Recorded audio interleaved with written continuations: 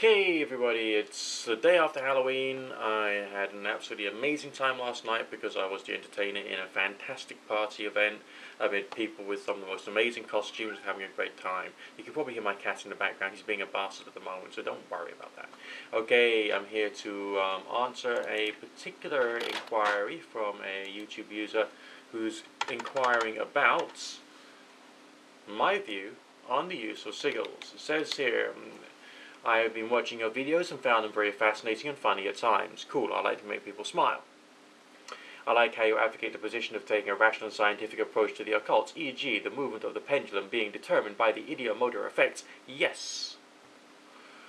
I have noticed you haven't made any videos about sigils, but you have made a video about chaos magic in comparison to other traditions. Well, actually, I have done a video about sigils at some point, long time ago, but of course those were the days when the dinosaurs were walking on the face of the planet, and moss was regarded as being the best form of domestic insulation. So that was a bit of a time ago. I can't actually remember when it was, never mind. Okay, it says, I'd like to ask you if you know anything about sigils. Well, but you need to know it's a symbol. It's a symbol you create. That's all you need to know about a sigil. It's just a symbol that you create. If so, do you have any rational explanations as to account for the strange phenomena experienced by users of sigil techniques, as well as the explanation into the process of making sigils? That is thought to cause the phenomena. In my view, it says here, I see sigils as a way of transmitting subliminal messages to the user to get the desired effect, but I cannot understand why reaching a higher state of higher state of consciousness in gnosis is required to achieve the sigil from a scientific point of view.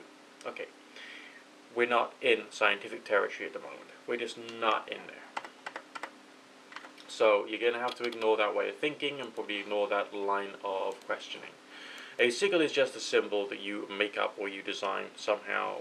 The method used by chaos magicians is to write down what your wish is, okay, in a sentence in capital letters, then cross off all the repeating letters, and with the remaining letters, you make a symbol, and then you remake the symbol yet again, make it more stylish or stylized, and then you remake it yet again, simplifying it, making it easier to visualize. And then you go into your prayerful, meditative, tranquil state and boom, try and send it. The analogy is often given within people who talk about this kind of stuff, that there's too much jibber-jabber going on inside your head. Alright, you need to silence that. There's even the reference, I think it was in Libanol and Psychonauts, or it could have been Liber Chaos, that a good time of day to do this stuff is about 4 a.m. local time, which is where most people are more likely to be asleep. Therefore, if there is sort of psychic hubbub in the atmosphere, the quantity of interference will be lessened, so you can, boom, send out your explosion, your EPIRB of, or is that the word? No, electromagnetic pulse of stuff from your own head more effectively into the universe. Are you sending a subliminal bit of programming to someone else or something else? Possibly, possibly not, we don't know. There are all kinds of hypotheses and hypothetical stances, including those which are concerned with morphic resonance and ideas of that nature. Read the works of Sheldrake for that.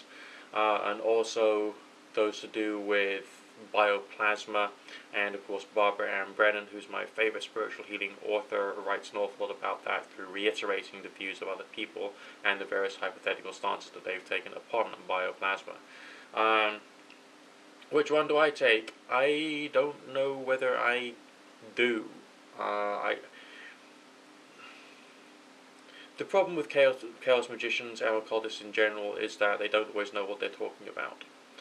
And so they're more likely to misinterpret what they've experienced and what has happened.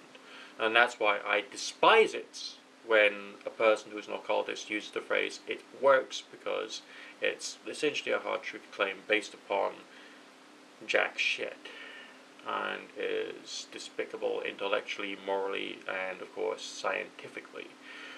Why is it despicable scientifically? Because if these people think that they are practicing an art and science of causing change to occur in conformity with the will, then they better start learning to use scientific thinking. Okay? And if they're not using scientific thinking, then they better shut the flying fuck up. Okay? If there's something that you don't know, it is more ethical to say that you don't know it, and to just carry on experimenting, exploring, and telling people or explaining what appeared to occur.